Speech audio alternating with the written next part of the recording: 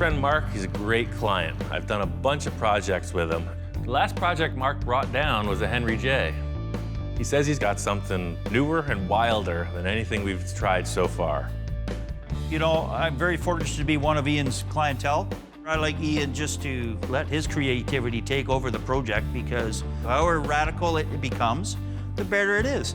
Love your weather down here, man. This is gorgeous. Came down from Canada, and he's into the wild stuff. Definitely not into the restoration aspect of things, and that's right up my alley.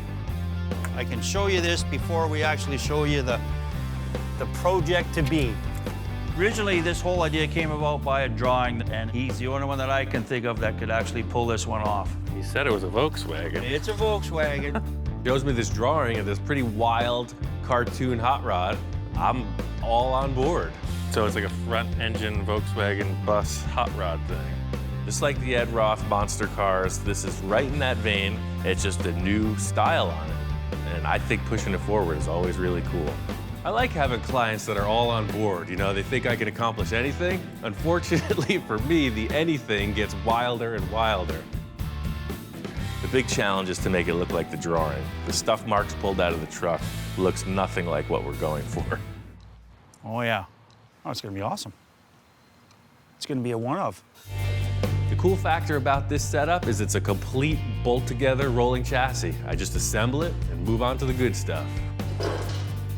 I want to bolt this chassis together and then set the body in place and see where I got to cut. Hopefully this thing is square. I'm gonna have to measure off a bunch of stuff, but the good point is there are motor mounts, there are suspension mounts. Already I can see this whole frame is bent.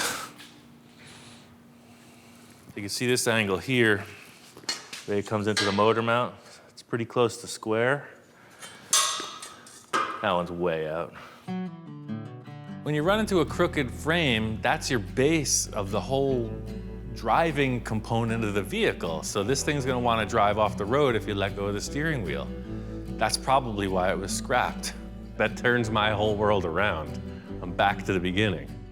Typical basket case, that's what I specialize in. So this frame is gonna need some kind of modification.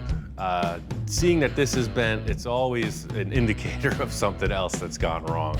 I'm just gonna bolt it all together, get it rolling, and just see where we're at. Double check everything we've got.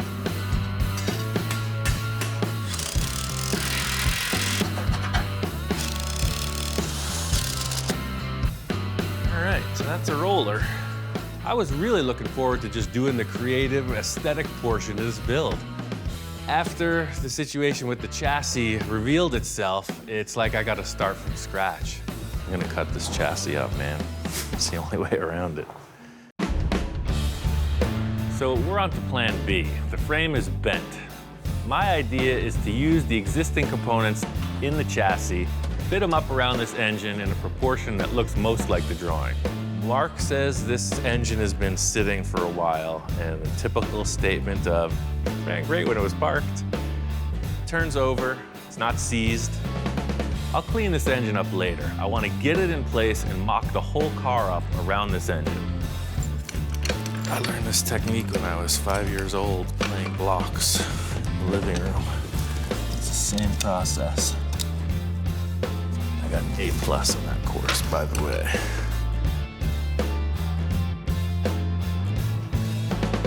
I cut up this van for a project I just finished. We only used the chassis and the mechanical components. I cut the whole rig in half. While I was doing that, I was thinking ahead to this, and I saved all the sheet metal parts that we're gonna use for this one. So I'm just down to pieces of sheet metal, which is a great starting point. I don't know how much of it I'm gonna use, and that's why I gotta mock it up.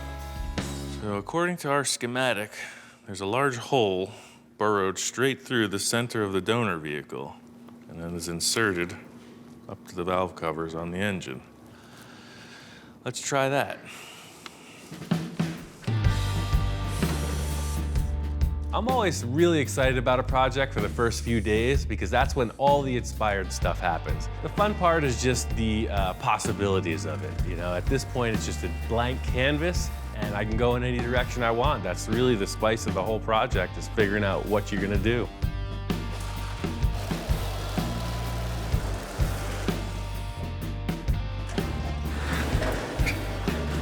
This drawing is done by an artist named Johnny Jalopy.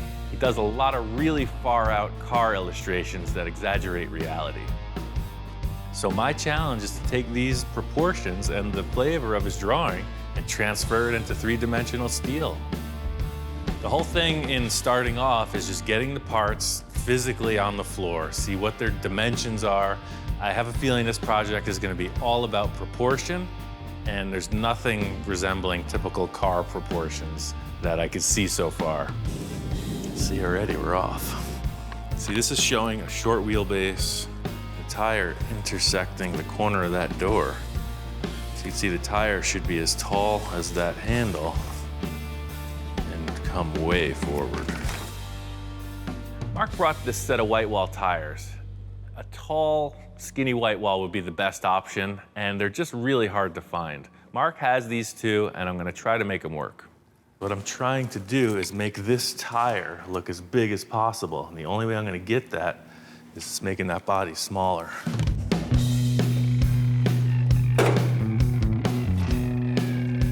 Well, it's apparent this whole thing just got way more involved than I first considered. By looking at the drawing, I can tell that the nose doesn't look anything like it. The doors are way out of proportion. The A-pillars are wrong. The roof is wrong. So really all I'm seeing using as a starting point is like a bare skeleton. I'm gonna cut it long ways, short ways, sideways, up ways, and down ways.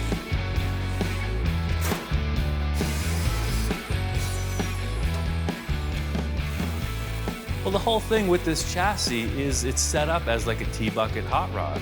You know, it's a short wheelbase, big engine, big tires. That's the look. My challenge is to take this utility vehicle and somehow morph it into this cool hot rod shape. If you ever sat in an early model pickup truck, 34 Ford, for instance, they're miniature. So this is just getting closer to those proportions. I basically just need to shorten the door by a foot. Any moving part, once you start sectioning, it starts to get a little sketchy. I chose to leave all the latching mechanisms and the hinge mechanism in place. That way I had a 3-point reference, 2 hinges and 1 latch. By leaving all the factory components in place, it's just a huge time saver. All I did was cut through the sheet metal and put it back together. I think I'm onto something. This is looking good. I like the proportions of the lower half of the body, but there's really no other way to go about this other than to recreate an entire new top of the car.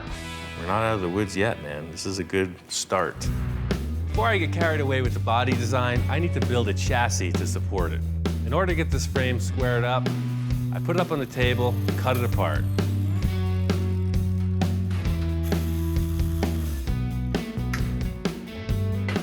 Got it all squared up, jigged it on the table, started from the front, and just connected it all the way through. Using the dimensions from the mock-up, I moved the engine and the suspension brackets just to get them as far forward as possible. I wanted this thing to be low, so I Z'd the chassis and set it up to be super strong. In order to achieve this really short wheelbase, I took the drive shaft to a machine shop and had it splined, 22 inches shorter. With the chassis done, I'm finally where I want to be, so I can focus more on the creative part of the build. I'm gonna put this body on and see what's up. What do you think, Hellhound? Do you have anything to say? Huh? I was looking at only portions of the drawing, and I think I got those details nailed. The next step is to figure out exactly how long the rear of the bed's gonna be. So I'm gonna bring in the 2 quarter panels and mock those up.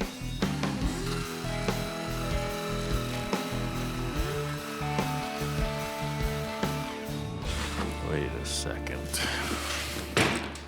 This quarter panel's in really bad shape. Look at all this body filler. You start cutting into old stuff and you see everybody else's modifications and repairs. The old Bondo bucket. That's the thing, it's all delaminating. Look at this. What this is an old repair. Somebody in their grand wisdom decided to rivet the panel back together after either rust or collision, and then used a metallized filler in place of a proper welding job. So this whole quarter is junk. You're pulling the paint off of a project, seeing what's beneath, you know there's gonna be body filler. It's typical old car stuff. It's really a bummer when you see rivets, cancer, really bad body panels. So this is a pretty big curveball.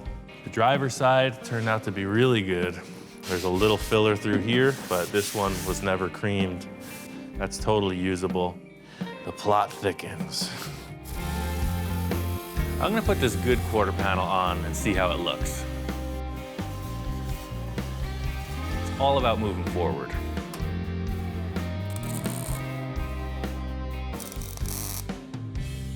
You can take that to the bank.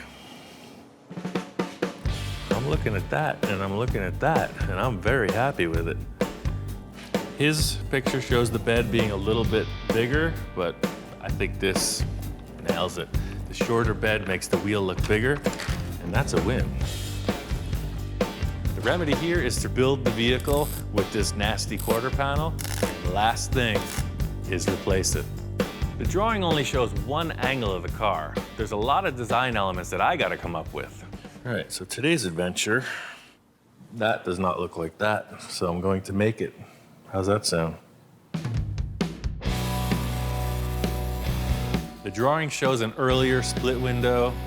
We've got a later bay window bus. I want to make this look just like the drawing, so I have to build a whole new windshield frame and dashboard. I just took 2 pieces of sheet metal, put them in the brake, and created this flange that the window glass will attach to via a rubber gasket.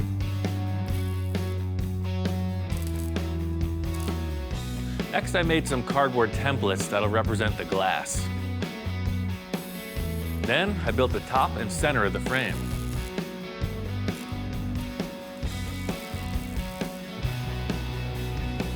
The roof on the drawing is a super unique shape, and I'm trying to figure out how to make that happen. When I was at the VW car show, I was looking at a bug roof from the back, and it just gave me an idea. I have one of these domes, and it's just way more pronounced than the bus roof. If you really look at the Beetle, you'll see that towards the windshield, it flattens out. It's the most curvy right above the back window. So I cut the rear portion of the roof off and stuck it on here backwards, and it worked perfect. What's not to like about that? That's it. See, his drawing has a really nose-down attitude. You don't even care. This is a breakthrough. This is a moment. His roof still needs a lot of work, but just to get this dome and put it in place is a big breakthrough. That's the proportion. I'm using this round tube to create the front of the visor on the roof, and this is going to represent a drip rail all the way around the perimeter. Just slapping a piece of sheet metal on looks pretty loose, ragged, so this gives the sheet metal a definite formed edge. No sharp metal, nice rounded edge, and it's strong. Now that I see this, I am genuinely impressed. It looks great. I'm pretty committed to replicating the drawing as close as possible, but in working with these metal shapes, I think it's given this windshield area an even cooler look. This is just a little more radical. You got some really cool dimension as compared to this. It almost looks flat. It was nice to end the day on a positive note. I'm going to talk to Mark about the engine situation tomorrow. If we can't find another engine, and this could really set us back. I got the whole front windshield established. The next big challenge is the rear portion of the cab. The drawing doesn't really show what's going on back here, so I'm leaving that open to my interpretation. I got a cool idea where I'm going to utilize the rear tailgate of the van and split it in half and make 2. The portion with the rear window will be back here, and then the lower portion with this detail of the body sheet metal will stay here. Being that the cab is so much narrower, the whole rear window frame and the rear hatch have to be reconfigured. It'd be nice to just cut it in half and put it in place, but all the proportions are changed. Taking all the leftover pieces of the car and just refitting them in a way that the hinge mechanism will work and the rear hatch will open and close smoothly. It's just way smaller. So, you want to ride this thing, don't you? I know I do. That opens, you got your breeze. There's room to cruise, man. It's gonna totally work. The roof is a pretty complex shape, and I think this will be the most challenging part of the whole build. So I'm gonna lead off this restructuring of it by creating the door tops.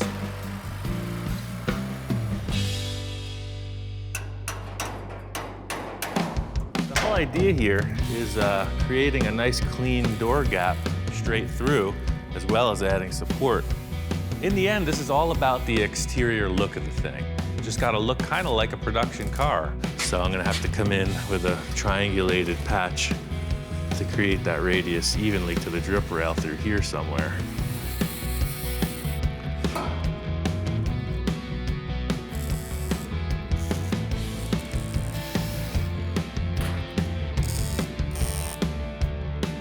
Just like with the rest of the project, I've got my blinders on. You know, I'm working through one portion at a time, nailing that and moving on. So I get this drip edge finished and realize the part I wasn't looking at is this internal bracing. The location of this rear arch is just all wrong. You know, his drawing is pretty slick. I'm just trying to keep that vibe and bring it all the way around to the parts you don't see in the drawing.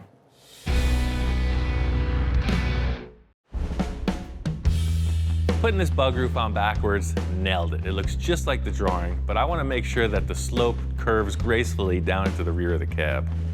I don't think that thing's doing anything. I think I can sawzall that right off. Famous last words.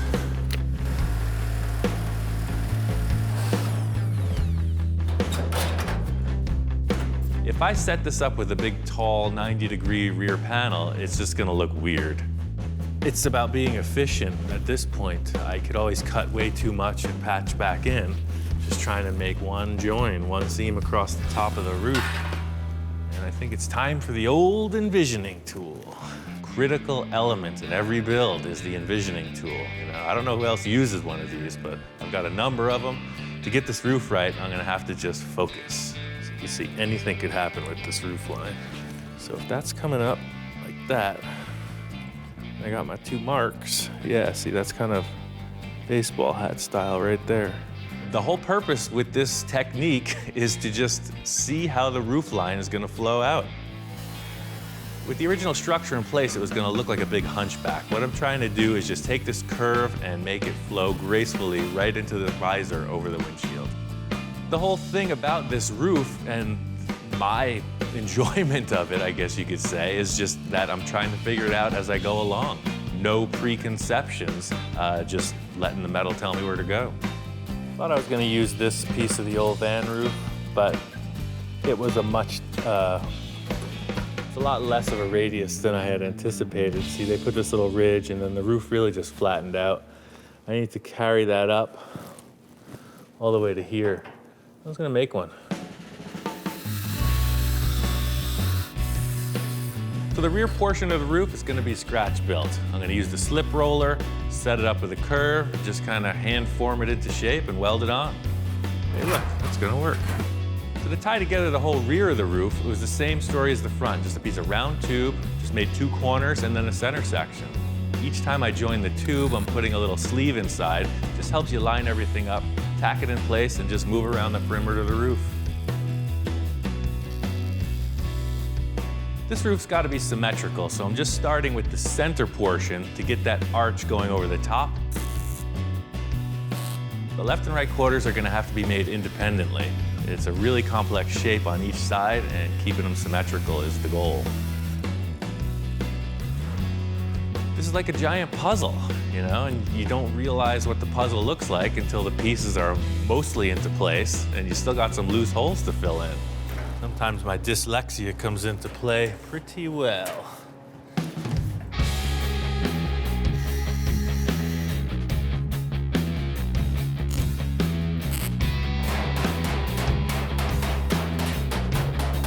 rear quarters are pretty complex. I'm thinking it's going to be the easiest way is to just create a series of triangular shapes, tack them together, and then hammer and dolly them into shape. So this metalwork looks pretty raw. It's got a lot of welds. That's just characteristic of this fast-paced work I'm doing.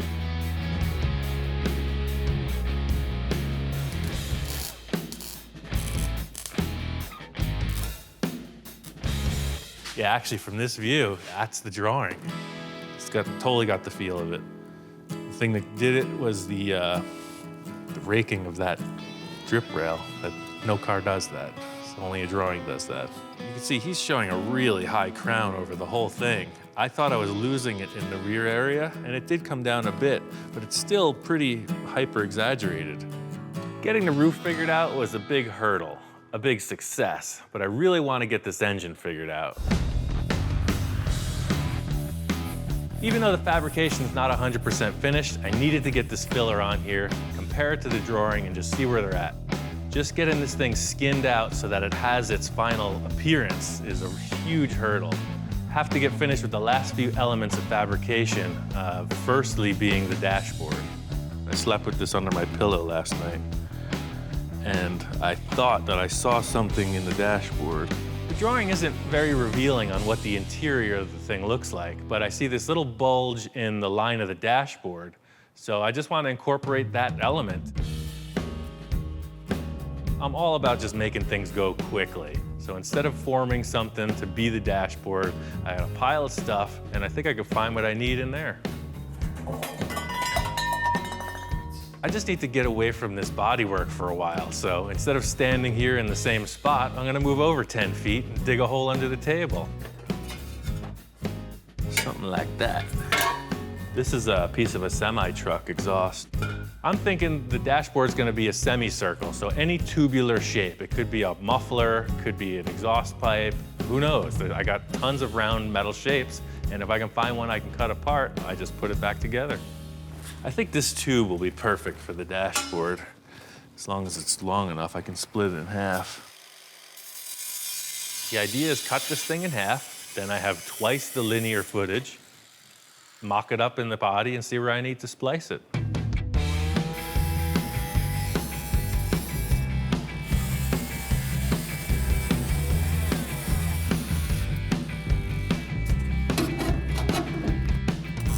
The whole idea here is simplicity. It's just gonna be a rounded shape for the dashboard, and then an element in the center that represents that curve in the drawing. This looks kind of cool, but I think it just looked better with a larger diameter. Just make a pretty good dog bowl, huh? Single serving. Muzzle, come on, muzzle. The dashboard is a really cool element, and I just want it to look finished. I had these other little shapes that were for some water filter project. They're just little domes. I spliced them into the end of the dashboard, and it just finishes it off. Instead of seeing a rough sheet metal edge, it's a nice curved element.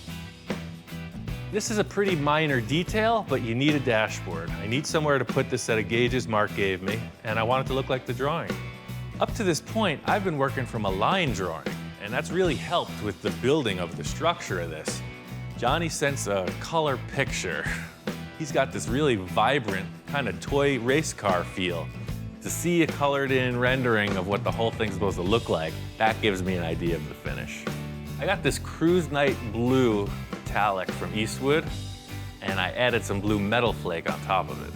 I want to finish the dashboard and paint it first, just to see how it looks. This dashboard is just one hurdle along the way. This is a marathon. Seeing the color rendering of the car really made me want to make this paint job nice. The whole idea with a finished paint job is that it's mirror straight. The easiest spots to pick out are your long, flat panels. Second thing is all your edges is just trying to get these lines razor straight. This portion of the process is really something that I've been fixated on because it takes the metalwork to a whole next level. You can do great metalwork and everything, but it's always gonna need this type of finish. The better metalwork you do, the less filler you're gonna need.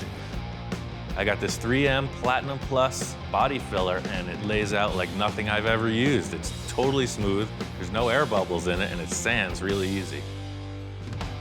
Once I got the body work done, I was ready to move on to paint it.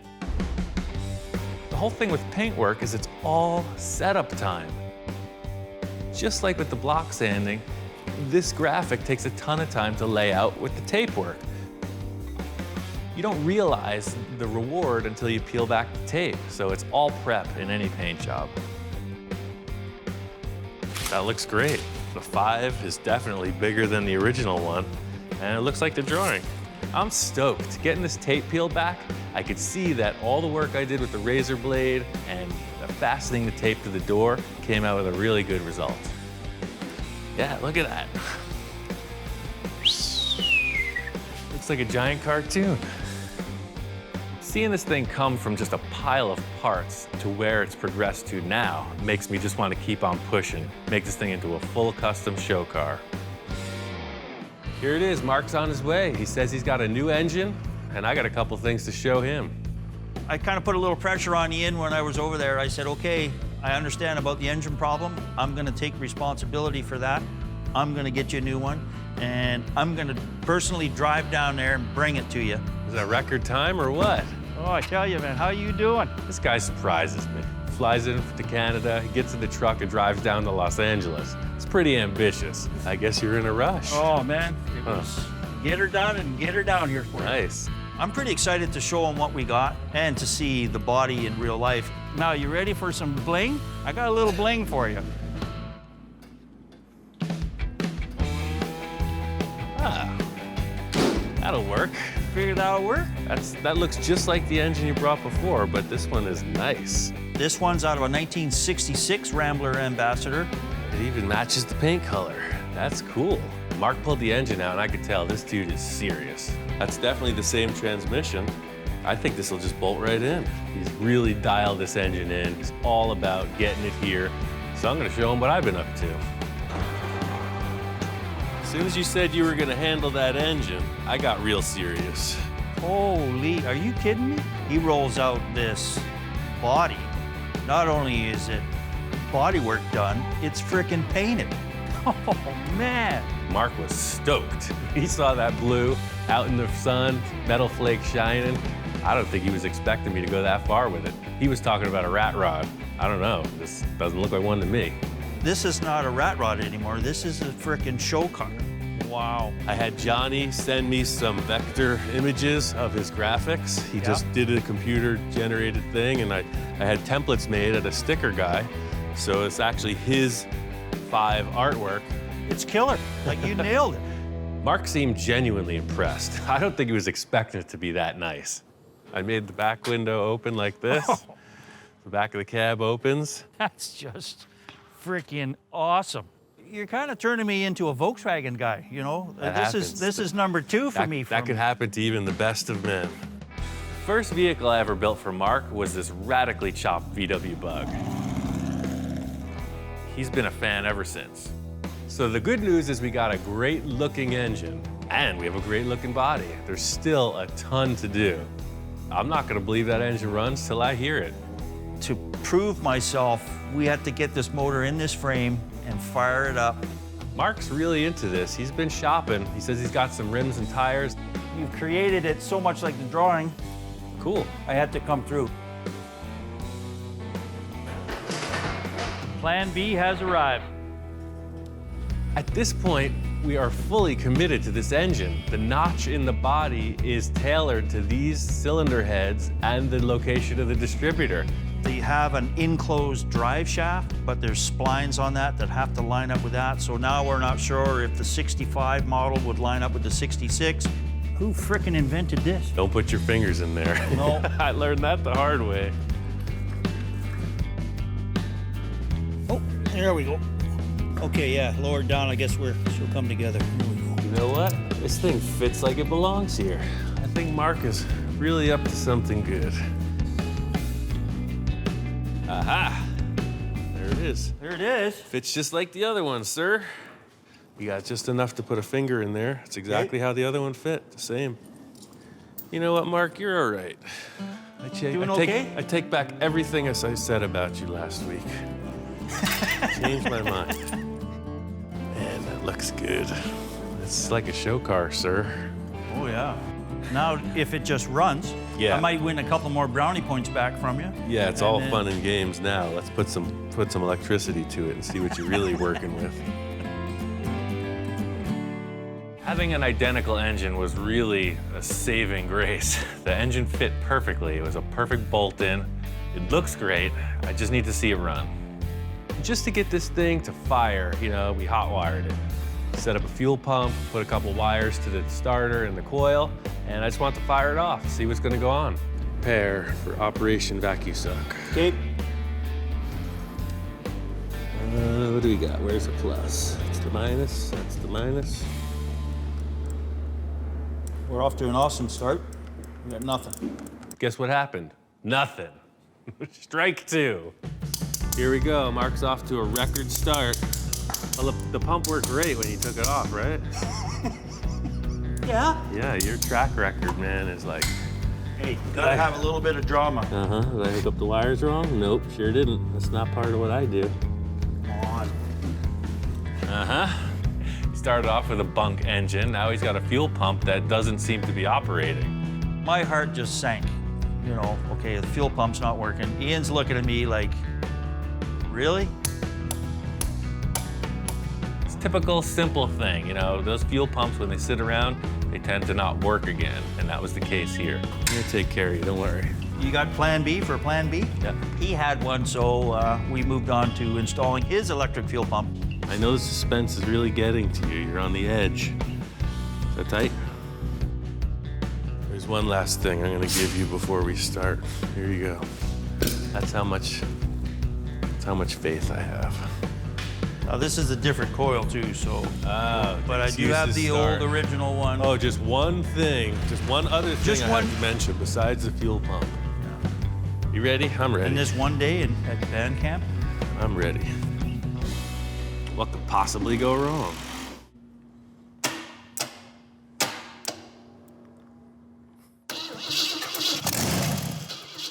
Aha! Hit the starter, and hey now, it works. All right, man. You're okay after all. I had faith. You're not even gonna need that fire extinguisher today. I think you're good to go, sir. I'm very happy with that. That sounds like a good engine. I think it's on to the next. Johnny's drawing is showing no radiator in the front. You just have this bare grill shell, and that's a cool look. To me, that's the most important factor of the nose of the car. Hiding the radiator in the back is the only way through this. I made all these crazy tubes to get the liquids from the front to the back. This is crash course in plumbing. I'm having to plumb these lines from the water pump under the vehicle into the radiator. And it sounds pretty easy, but when you realize how cramped and small this car is, there's a lot of bending and fitting.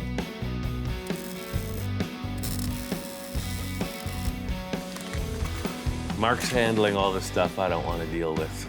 That can't be spoken any easier, simpler than that. The nice thing about Mark being here is he's gonna handle all of these mechanical elements I don't have to deal with. I seem to get every dirty job that Ian doesn't like to do, wiring, and which I don't mind. I'm here to help. I'll do whatever he wants me to do. I'm very busy. He's got time to kill. Even though for me this isn't the most thrilling part of the project, I want to make sure all the mechanics are dialed in before we put the body on. It's an issue of scratching the paint that I don't want to do. Words can't describe it. It's just so close to the drawing. It's gone from paper to real life. It's a phenomenal piece of fabrication. This thing's cool, super cool. Once I saw the body on the chassis, it got my mind spinning. I think we should take this thing to the Pomona swap meet on Sunday. It's a week away. Now he tells me, well, we have to get this thing finished, assembled, and running because we're taking it to Pomona swap meet.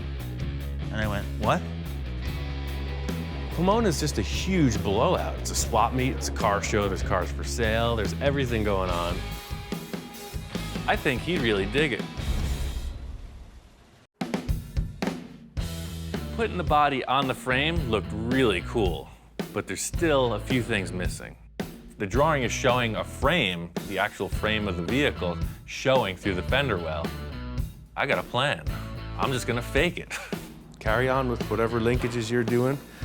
I'm gonna get on this thing, 'cause that's gonna take a little while. Okay. As minor a fabrication as this is, I need to have this frame detail come off convincingly. So like most things, I'm gonna start off with a cardboard template. Watch your toes. Razor blades in action. Easy now. Every time I have cardboard on my hand, he thinks it's food. I don't get it. It's like a, like a pizza box or something. It's too bad dogs don't know how to cook. They could eat all the time. He associates cardboard with a food container. There you go. Keep yourself occupied. Ian's fabrication skills, I mean, phenomenal. He can make anything out of nothing. I got all this aluminum, and I was thinking about making it out of this. But I'm just gonna do a quick test. I want it to look kind of like dimpled holes, not just simple drilled like this. A pro would have a dimple die set. There's a few different ones. One's like a press, one's like a thing with a bolt that you clamp it together. I don't have any of that. How can we do this? I think I have an old piece of plywood. Got a top to an acetylene bottle, and I got a BFH. That's a big bargain hammer. I'm kind of working away, and then there's loud banging going on. So he's in a creative mode, and who knows what's going to pop out of it.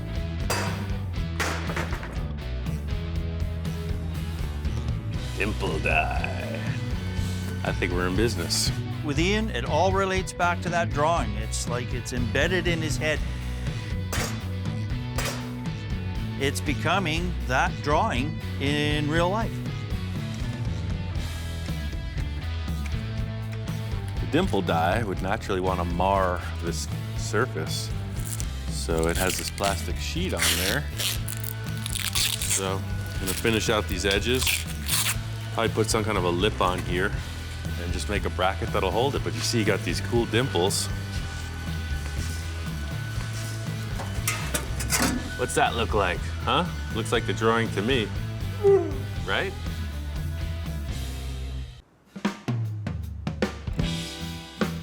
The goal today is to get these installed, have all the cosmetic parts ready for final assembly, and I gotta paint the headers. Once you see this in place, it just adds that factor that was missing. When you see the white coming out of the fender well, it's giving you the same feeling as the number 5 logo and the white on the roof. It just brings that color down low in the body. I worked on a couple other projects where there's this amazing glue. It's kind of like a crazy glue, and then it has an activator, so it's an instant cure. So it's pretty trick. You definitely don't want to get it on your fingers. So this will just get held in with 3 screws. There'll be one on the bottom here, and then these 2 tabs get welded to the frame. So it's just on little legs. Stands off 3 inches from the chassis.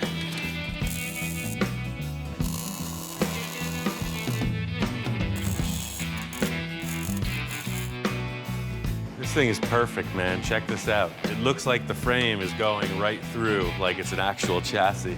Look at that. Oh, wow. Can't believe you just whipped those up. Perfect. That is. The other fabrication element that's missing is the exhaust headers. Couldn't find any headers to fit this strange engine as it is, and no need when you have Ian Roussel on the job. He just fabricates what he needs. I actually built these headers before the car was painted. Mark really liked them, so I explained exactly how it went down. I really liked the way the T-bucket style headers looked in the drawing, and I wanted to mimic them as close as possible. I used 1.5" round tube. The first step was just cutting the tubes and welding them to the flanges. Then I used the tubing bender to curve the tube and make it slope back towards the car. The real mark of the craftsman is how these pieces fit up, so just taking small cuts makes it happen. I used the plasma cutter to cut a hole in the main tube to get all the pipes to fit up and actually flow exhaust gas.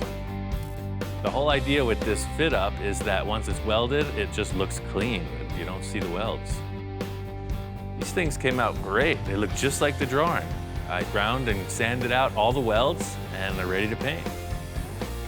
I got this ceramic coating that's specifically for exhausts from Eastwood that cures with the heat of the engine.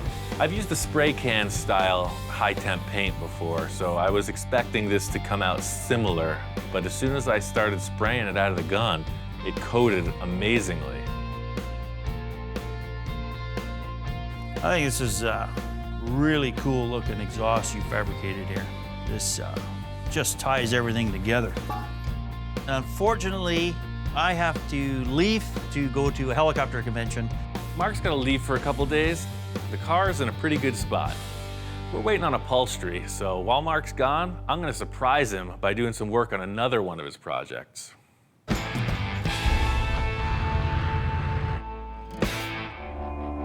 This car's in a really good spot, so I really want to surprise Mark by working on his Henry J. This is a 51 Henry J. It's one of the first projects I did for Mark. He dropped it off about a year ago. It's a long-term project for us, and Mark wants to make it like a pro street car. I chopped this car just about 4 inches, but it was way more than that. I had to reform the entire rear of the car, widen certain panels, and then I also welded and smoothed up everything. So there's a lot of work in it, as rough as it looks. I was really happy with the way the chop came out, but I really want to put a roll cage in it before he gets back. It's just been mocked up, laying there under a tarp.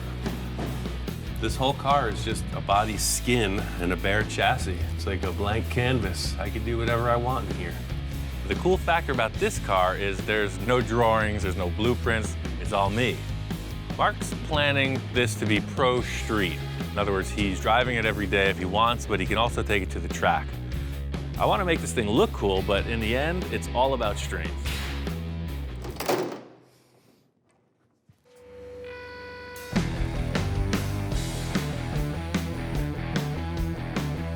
So you can see, it's a secure environment for any race situation.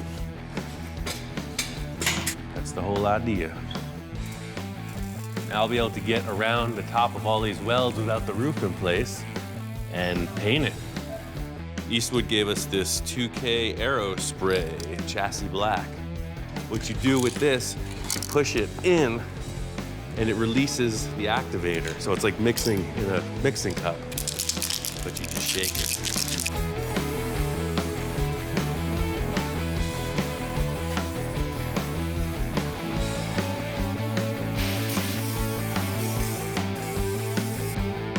So this stuff should set up overnight. I got this thing nailed. I'm sure Mark will be back here expecting to work on the other thing, but I'm gonna show him this. It's been under the tarp for way too long. Should get him fired up.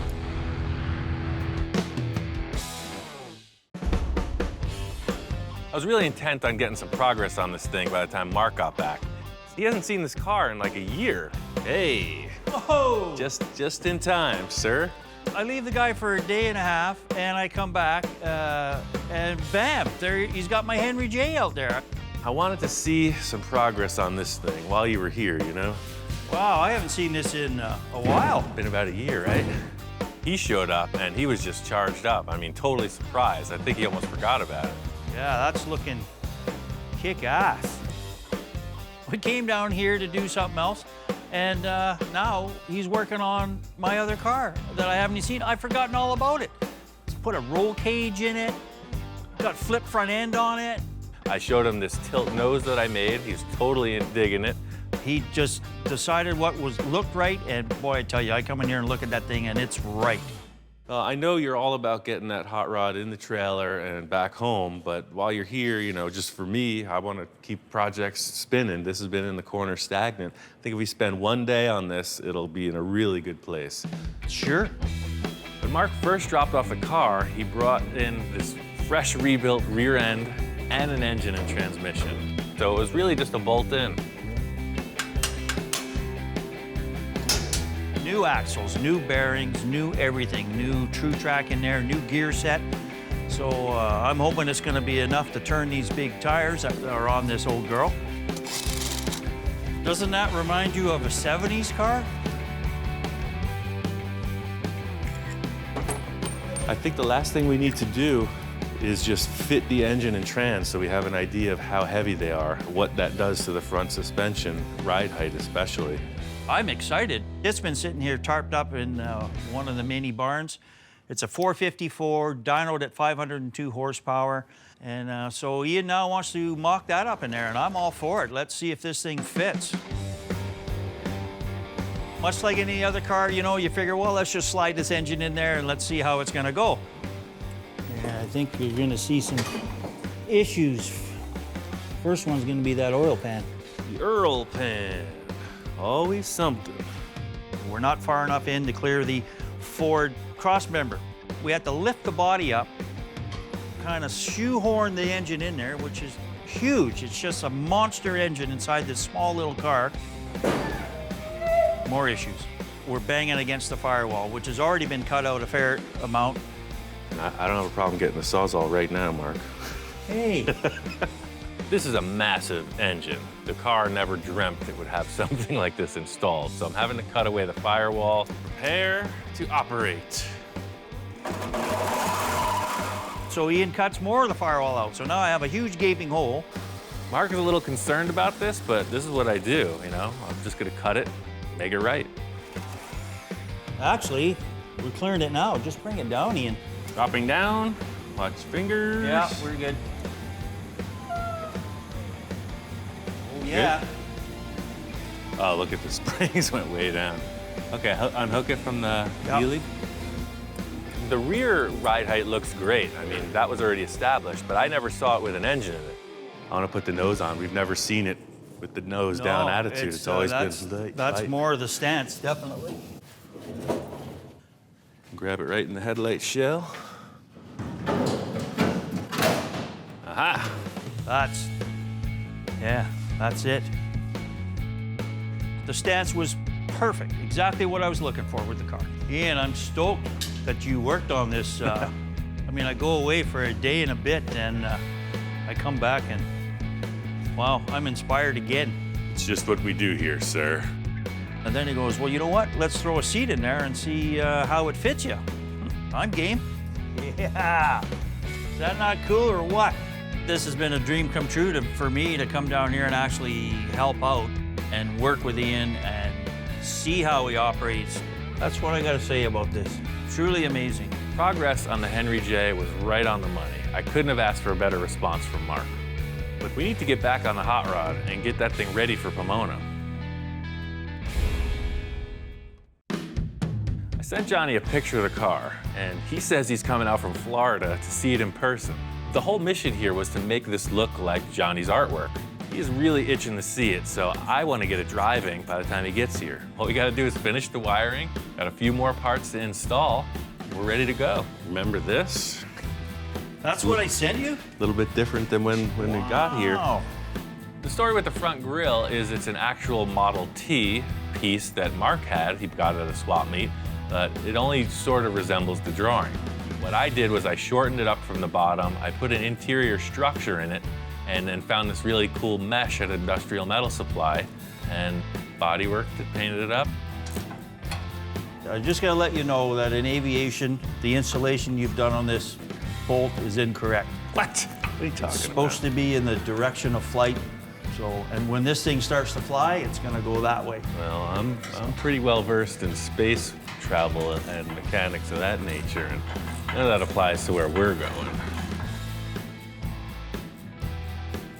Okay, so we're just gonna do a little function check, see how good my wiring skills are, and see if we got fuel pump first. Sounds like we got fuel pump. Mark's really been working it out, you know. I know he's a perfectionist, so he gets the fuel pump in, got all the lines ran. As they say in helicopter world, clear. Hits the key, starter's cranking.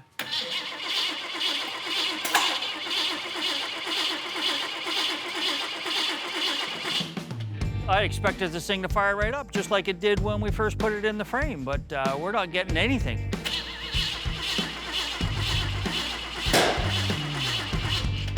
I say we got a firing order issue. Call a mechanic. fire him. Who wired this? Glad I'm not in his helicopter. Yeah. So we do the normal checks or whatever. We found some issues with the spark plug wires. This little center coil here has to be curled over so it's making contact with the copper connector. I predict as soon as he gets these wires connected, it's gonna light right up. I just know it. If this don't work, I'm going home.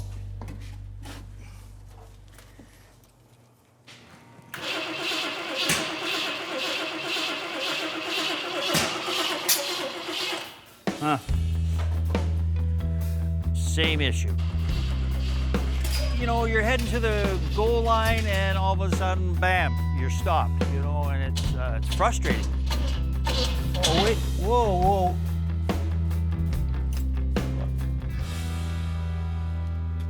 The cap's turning this way.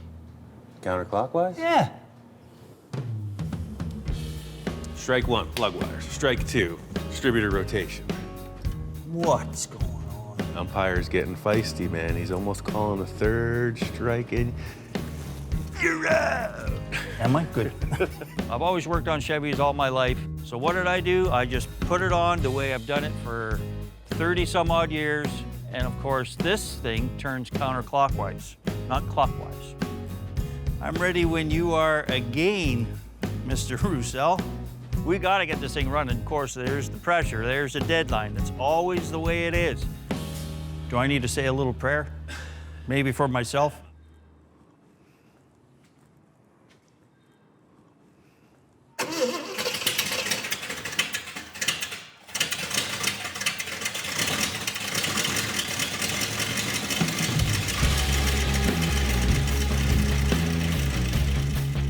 It totally works. It's awesome.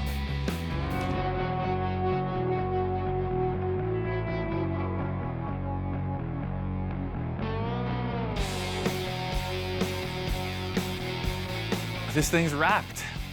This is a toy come to life. Mark is out of his mind. Johnny is totally charged up about this. It's the coolest thing I ever seen.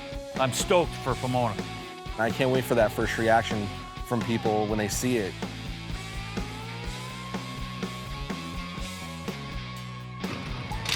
Up to this point, it's been a static piece. Johnny drew it, it's been sitting in the shop, but it's an actual car, it drives around. It's time to take it to the car show.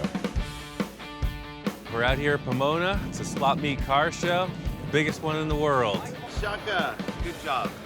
Pomona, man, beautiful swap meet. I've been cruising around there this morning. Reaction on the car is all thumbs up.